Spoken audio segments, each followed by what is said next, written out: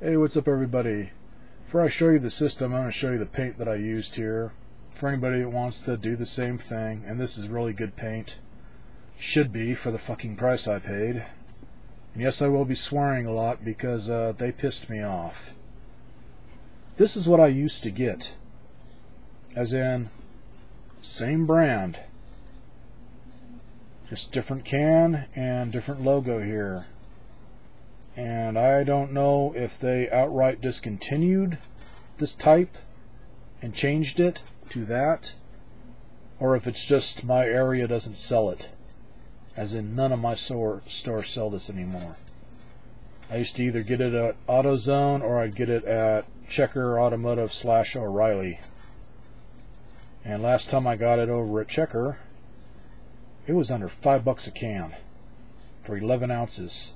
Standard size spray paint can. This stuff that I got today, same exact colors of paint, and what they changed other than the size is now it's called Perfect Match Premium Automotive Paint, and it's set up to where it's for doing retouching on your car. So if you got some chips or whatever to where you just need a little bit of retouching, you can go into the store and match this to your car. Just look up and find the exact color. Anyways, I've used this before in the truck, van, and SUV type. This is Universal Black Metallic. Replaces T90. And as you can see, lots of metallic flake in it. I say, man, this video is not going to do the system justice. I really want to show this outside in sunlight because it just looks beautiful. Really shows up on the metallic outside. That's about as good as I can get in here. So, the big thing that pissed me off, hence under $5. With tax, this was damn near $7.50. And only a couple cents difference over at AutoZone as I checked around to see if anything new has gotten in. Hence, I haven't painted anything in quite a while. And same freaking stuff, just a little bit higher on the price at AutoZone. So there you go. So like I say, if you're lucky enough to where you can find this at like a Pep Boys or something, power to you, man. And this stuff, and the reason I spent that much, man, is I know I wouldn't have any problems with this sticking to the plastic. This stuff bonds to plastic like a son of a bitch. It is made for spraying your car, as in the outside of your car, your hood, whatever, doors, whatever, your cat, whatever. But when it comes to plastic, I guess it's the chemicals in it or something. It just bonds to it really well. And I didn't just use this. And that's another thing they changed. Just fueled my rage for the day, man. When I was able to get the clear coat in this type, it was like $1 cheaper. Now I got to get it in this type, and it's the same price. So they just leveled it out on the price for everything. But definitely get some clear coat, so it will basically put a hard shell over this and will really make this pop to where it even looks more glittery. It will bring out the color better. And when you see how it did on the system, hence I didn't just use clear coat on the area where I spray painted this. I used clear coat on the entire top of the system. As in, it wasn't just the back of it, as in there. It was also where it says Sears Video Arcade. I mean, not Sears Video Arcade, Super Video Arcade. As in right there. Had to redo that. And I didn't do that with a spray paint. I did that with a permanent Sharpie ink pen and just went over the lettering real carefully and just traced it out, and as you can see, came out perfect. The lettering on this is raised up enough to where really easy to trace it out.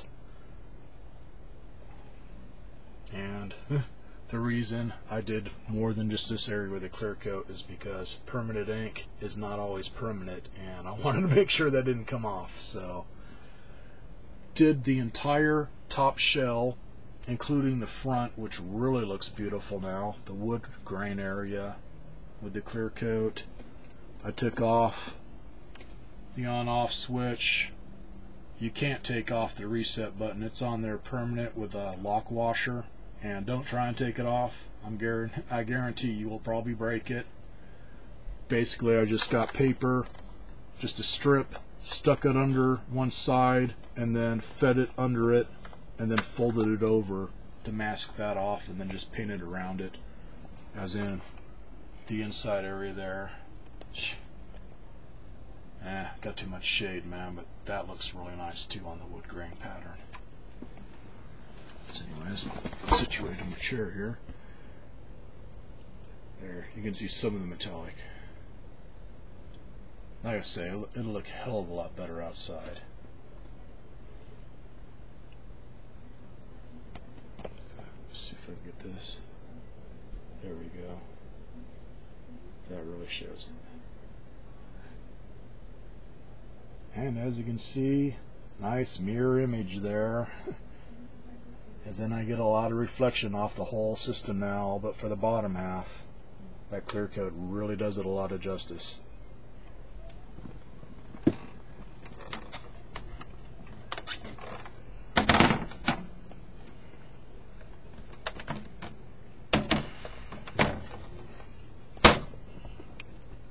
As in, the clear coat really does it a lot of justice.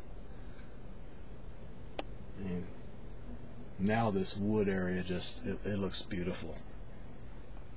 It looks pretty good here in this video, but to the naked eye, man, it just looks beautiful. And only had one tiny little spot. I'll put that little dot of light over it right there. You can see a little black dot. That I put on there with the permanent ink pen, and now that I pointed it out, it stands out, but if you don't know it's there, it really blends in good. And the way I did that, I didn't just push the pin on there to make a nice round dot. I just tapped it to where it went on really light and spread out. And it didn't look that dark at first. It was really light, like almost gray, as in I didn't get enough of the black ink on. But once I hit it up with the high gloss, it darkened up and blended in better. And I think it made it run a little bit, as there's a little streak, but it looks good. It's just a tiny little streak, so it really blends in with the wood grain now. Show you that again. And this thing, God, before I painted it, other than the paint coming off the back of it there, whoever had this took really good care of it. So when I opened it up, there was like just a couple little dust bunnies in it. Everything else was really clean, like somebody kept this in a drawer or whatever, not out in their garage, rotting away in a box. As you can see, having the gloss really makes the gold Tele-Games logo just pop. It's got that nice glassy look to it now, to where it just reflects really well.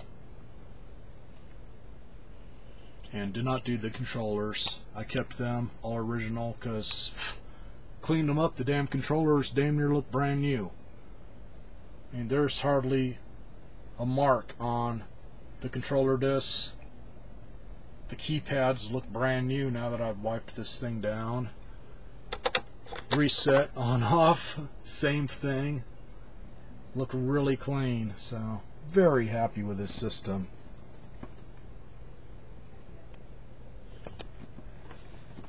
And now that you guys have gotten to look this over good, I was saying on the way these things are put together, it was pretty obvious that the bottom half is exact to Intellivision, as in they're using the bottom half of regular old Intellivision and then just adding on a different top half.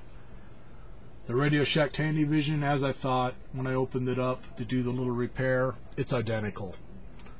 This, the only change they made was the wire going for the two jacks where you plug in the joysticks, as in the joystick port, or joystick, disc, gamepad. the telephone things where you plug them in.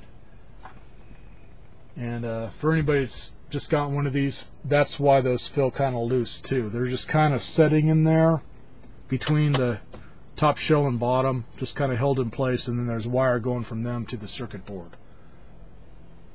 So if you feel one that kind of feels a little bit loose when you go to unplug a controller, it's just because it's just loose in the housing. Just don't force the plug out if you get a plug like this one happens to be, to where it really sticks in good. Just wiggle the thing out and gradually ease it out of it. Don't pull too hard, or you might possibly break it. After opening this thing up, man, it's this and all the other television systems, man, they're pretty damn sturdy. Other than that, circuit board, all that stuff, man, is identical. They really didn't change too much other than the top half on this, so pretty cool. And once again, for anybody who's seen that last vid, man, it says Super Video Arcade, Tele-Games, but if you flip it over, it's got the stickers for Sears and stuff, but then either on this side or that side, straight on, it gives the date. As in this one and my Radio Shack Tele-Vision are both 1981 models. It says Mattel Electronics 1981 patent. So, like I say, they're using Mattel parts and then just adding their own stuff to it. So, don't know when I'll be doing another video. As in, said in the last video, I just got new pills for ADD or ADHD or DDD or whatever the hell, and I'm still trying to get used to them. My body hasn't quite gotten used to the effect I get to where I can level out, man. So it's like today I got a little wired, so I got out and did this, but man, I've just been wiped out for the rest of the day.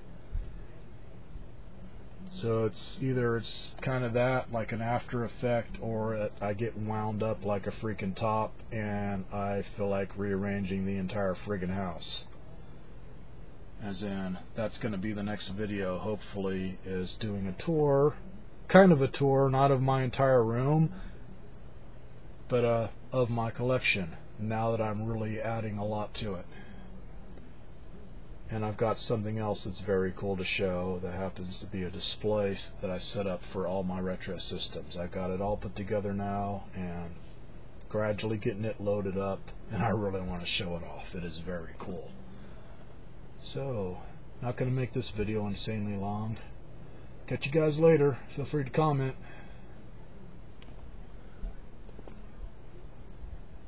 Work, you goddamn cam.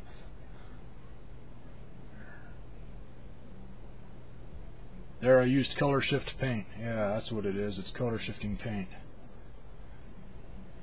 Goes from a beautiful creamy shade of white to piss yellow. Goddamn cam.